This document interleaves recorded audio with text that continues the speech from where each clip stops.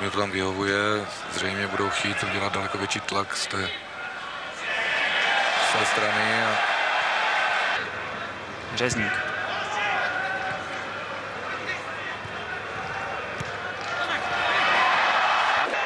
Teď se konec poločasu.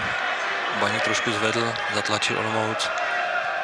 Velmi šikovně to provedl Tomáš Marek, znovu kombinuje s Kartik společně s Michalem Hubníkem se stále snaží dotírat. Na obránce jsou domácí, to skutečně ve druhém poločase zatím soupeři moc neskomplikovali. Za tohle by se hráči Baníku měli svým příznivcům odměnit. Zatím se tak neděje a